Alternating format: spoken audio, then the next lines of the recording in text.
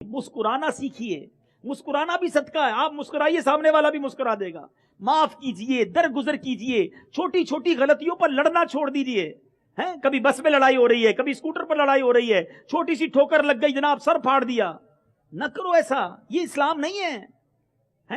اسلام, نبی پاک فرماتے پہلوان وہ نہیں جو غصے کے وقت کسی کو پچھاڑ دے, بلکہ پہلوان وہ ہے جو غصے کے وقت اپنے آپ کو قابو میں رکھے.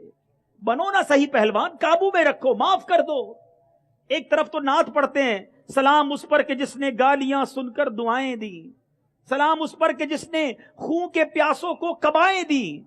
آقا کی باتیں بھی کرتے ہو, کبھی خود کسی کی گالی سن کر دعا دیے ہیں؟ وہ تو ایک جملہ کہ ہم کہتے ہیں میں بتاتا ہوں اب میں کون ہوں. ہاں میں تجھے بتاتا ہوں, اور واقعی وہ بتاتا ہے وہ کون ہے. اینٹ کا جواب پتھر سے دینا ہے, ایک گالی کا جواب 7 گالیوں سے دینا ہے. یہ نبی پاک کا طریقہ نہیں, یہ اولیاء کرام کا طریقہ نہیں. میں مزار پر بھی جاؤں اور میری زبان پر گالی بھی باقی رہے, کیا سیکھا اولیاء کرام کے مزار پر جا کر؟ مزار پر بھی جاؤں اور میری زبان پر لوگوں کی دل آزاریاں بھی رہیں, غیبت بھی رہے. اللہ کرے کہ میں اولیاء کرام کے مزار کا دیدار کروں اور میری آنکھیں بے حیائی سے با حیائی کی طرف آ جائیں. میں جب اللہ کے ولی کے مزار کو دیکھوں تو زبان سے جھوٹ ختم ہو جائے, میری زبان غیبت کرنا چھوڑ دے, گالی نکالنا چھوڑ دے, میرے قدم مسجد کی طرف چلنا شروع ہو جائیں. تو فائدہ ہے نا, تو برکتیں ہیں.